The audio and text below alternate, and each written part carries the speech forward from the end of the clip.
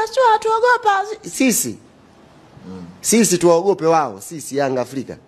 Sisi msimu huu mara 4 na imefika hatua kwenye mechi zetu walivyonogewa na utamu wetu, tusipofunga goli si wanatufungia wao.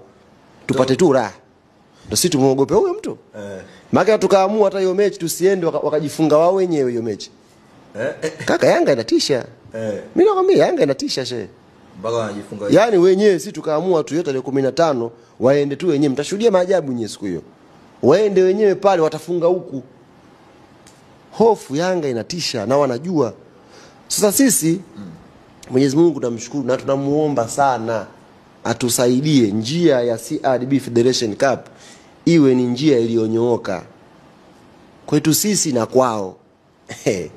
Yaani Mungu atunyoshee sisi na kwao. Yaani ndugu zangu wana Yanga mtanisamee. Labda kama nawaombea dua njema wamfunge Singida itawakwaza mtanisamee.